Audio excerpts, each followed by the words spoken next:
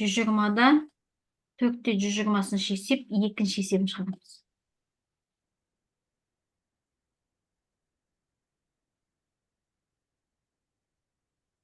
Так, мына жерде бізде мынандай неміз бар ғой.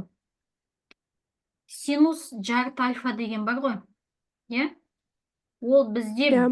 алынған, бір алынған бет, қосылған бет. Синусты алынған ғой. Бір алынған. Косинус альфа бөлінген екі. Квадрат болған кезде. Иә? Иә. Алып ғой. Енді менде Иә. қара, мына жерде де 2, мына жерде 2 бар. Сонда қазір менің альфа, мына жерде тұрған альфам пи бөлінген 2 қосу 3-ті, 3х-ті осыны алғанда астында жарты альфаға. 2. Осыға түрлендіріп аламыз деп ше. 2 синус квадрат альфа. Түсіндің бе? Сонда жазатын болсам, менде бұл 1 алынған. Мынау екісі кетіп қалады ғой, мына жерде 2 жоқ қой, мына жерде просто косинус. Мына үстіндегі саны қалады. 1 алынған косинус пи бөлінген 2 қосу 3 альфа. 3х. Түсіндік па, мынаны қайдан? Иә. Иә? Түсіндік. Так. 2 бар. 2 қайда етті? А2. Қайда кетті? Косинус 2 альфа, синус 2 альфа. Мына 2. Жаңа шығардым, қайда кетті? Мен осылай жаздым. 1 алынған косинус, мына мен формулаға салып жаздым. Анау, жоқ. Көбейтіліп тұр ма? Анау менде жоқ болып кетті ғой, негізі бір жер кету керек еді ғой. Иә. Мен мына жерін түсіндім әйтеуір. Альфа дегеніміз бұл пи бөлінген 2 қосылған 3. И 2-ні общий 2-ні мына жерге шығарып алдық. Мынау квадрат болғаннан кейін бұл 1 алынған косинус 2 альфа. Мыналардың астында бір нәрсе бар ма еді? Мынаның астында 2 бар сияқты. Формула бойынша 2 болды иә астында? Кажется, иә. Иә. Вот 2 көбейтілген, мынау 2 келеді онда. Иә? Сосын алу 1. Сосын қысқара салады, иә? Сосын қысқарады бұл. Мына екісі. Иә. Содан енді бізде мынау үстіндегісі қалды, мынау екеуі жойылады. Иә. Жойылады. Бізде минус косинус шығады, иә? Сонда минус косинус пи бөлінген 2 қосылған 3х шықты. Иә? Бұл түсінікті ғой? Енді мынау негіз өзгертем ба? Иә, өзгертем дейді, иә? 90 градус. Иә. Сосын кейін считайын, ау бізде екінші ширекте тұрмыз ғой, короче. Иә. Екінші ширекте тұрмыз. Косинус где-то мәні мына маңайда минус косинус қой, мына жердегі минус косинус бойынша минус. Енді оны синусқа аударған кезде ол плюс болады. Синуста. Иә. Мәні синуста плюс болады, а косинустың мәні ол минус болған. Минус болады. Косинустың мәні минус болғанда синустікі плюс болады, екінші ширек бойынша.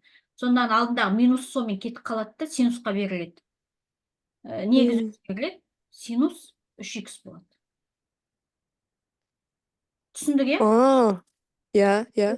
Болды, осылай қала бере ма? Иә, осылай қала. Иә. Назерке, түсіндің бе? Иә, примерно түсіндім ғой деймін. Мына бізде формула бойынша мынанысын ұмытып кетіппіз, жаңа бөлу 2 бар ғой мына жерде. Осы 2-ні жоғалтып жаңа. Түсіндік пе? Просто менің альфа, мына жердегі альфа, ол мына жердегі екеуінен де 2-ні алып шықтым да, общий 2-ні жарты альфа қылдырып жазып алдым мына жерге, көрдің бе? Жарты альфаның формуласы ғой, жарты бұрыш. Иә. Соған салып алдым.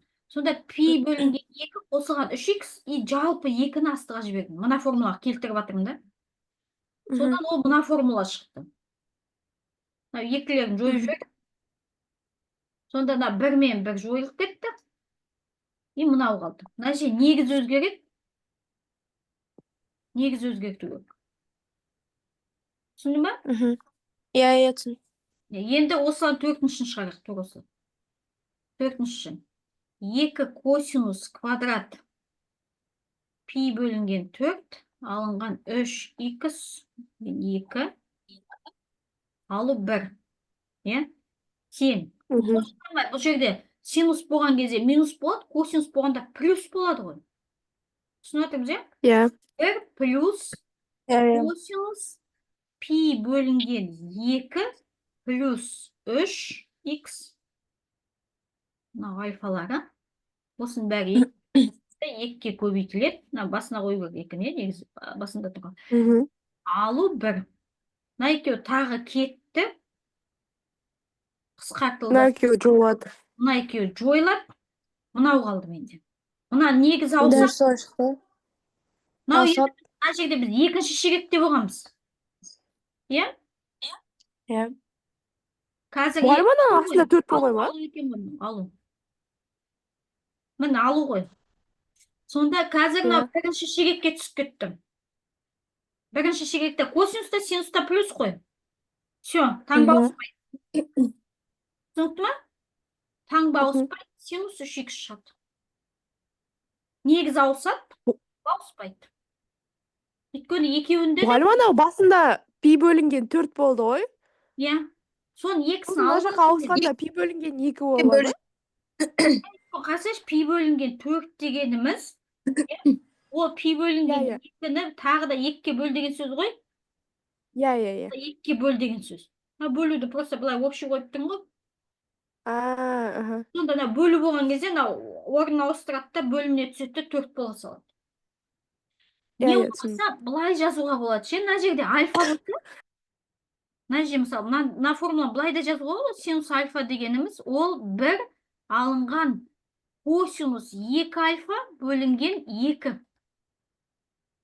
Мына жерде альфа болса, онда мына жерде ол 2 альфа болу. Мына жерде жарты альфа болса, ол мына жерде альфа болу. Мына жерде 2-ге көбейтемін деп тас жасауға болатын анық. Сол кезде 2-лер қысқартса кетпей қойды ғой. Түсіндік па? Мына формуланы осылай. Мынау жарты альфа болса, мынау 1 альфа болады. Былайына. Не болмаса мына 1 альфа болса, мына жерде 2 альфа болу керек. 2 еселену керек альфасы. Түсіндің ба? Иә. 2-ге көбейткен кезде мынаны екілерін ортақ көбейткіш ретінде 2 шығарасың да, бөлімдегі 2-мен қысқартып жүресің мына жерде. Разница жоқ. Түсіндің ба? Иә.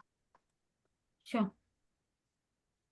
Болды, осыны айтай салайын деймін ғой. Қазір осыны тест құрастырамын, мен сосын жіберем. Аха, жақсы. Фотоға түсіп. Давайте. Сау болыңдар. Сау болыңыз, мұғалім.